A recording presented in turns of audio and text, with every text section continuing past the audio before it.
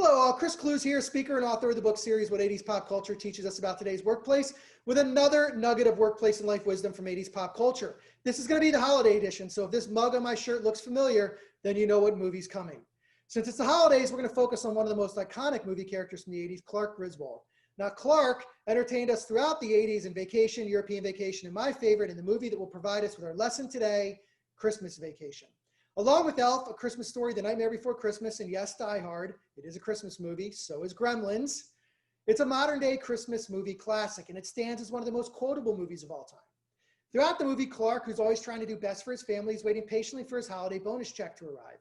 When it finally does arrive, he gathers everyone in the living room for the big announcement. Both sides of his family are staying at the house for Christmas, so it's a large group, a group that includes the crazy cousin Eddie, played magnificently by Randy Quaid. Clark tells everyone he's already spent the bonus check to put a deposit on an in-ground swimming pool.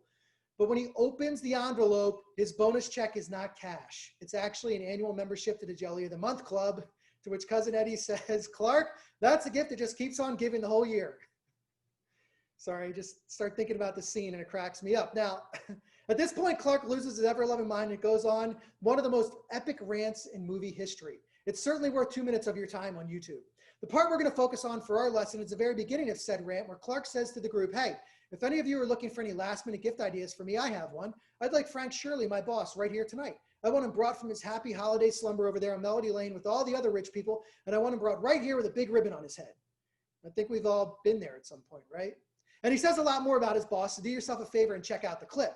My cousin Eddie takes Clark's little rant literally and proceeds to drive to Melody Lane, kidnap Mr. Shirley, and deliver him to the Griswold residence in his pajamas with a big red ribbon on him. Not exactly what Clark had in mind. I mean, he didn't expect him to take him literally, but Eddie heard what he heard and he acted on it. And herein lies our lesson. Know your audience. Know your audience. This is especially true for anyone in communications, marketing, advertising, or sales, but for anyone that's going to communicate to an audience, it means communicating to a variety of individuals who are very different. It's a great big world out there with a great big group of diverse people just waiting to hear what you have to say.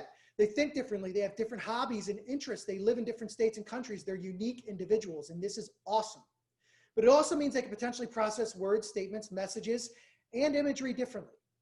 Whether it's the overall meaning, the time it takes to get it, or the emotion it invokes, you have to be prepared for a variety of responses to your message. Some good, some bad, some expected, and some, well, different.